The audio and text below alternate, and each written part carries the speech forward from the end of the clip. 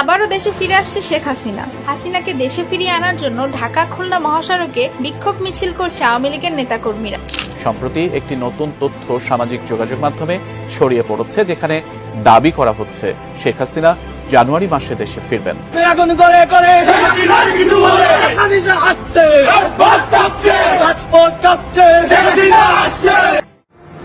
শেখ হাসিনা দেশ ছেড়েছেন প্রায় 5 মাস অতিবাহিত হয়েছে।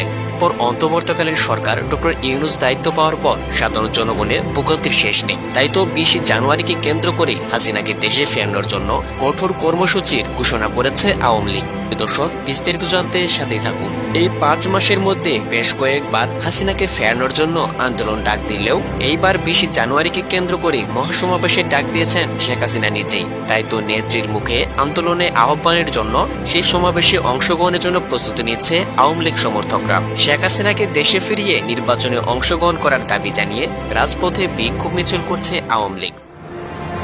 কেননা আওয়ামী লীগের এই দেশের কোনো বিকল্প নেই।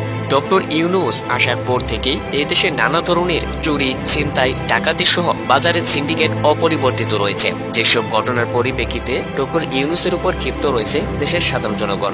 ইউনূসের এই দুর্বলতাকে কাজে লাগিয়ে মাত্র 5 মাসের মাথায় আন্দোলনে ডাক দিলেন পদত্যাগকৃত সাবেক প্রধানমন্ত্রী শেখ হাসিনা। প্রিয় দর্শক, 20 জানুয়ারিকে কেন্দ্র করে আওয়ামী লীগের নতুন কর্মসূচির মাধ্যমে কি শেখ হাসিনা দেশে ফিরতে পারে? এই বিষয়ে আপনার মন্তব্য কি তা অবশ্যই কমেন্ট করে জানাবেন।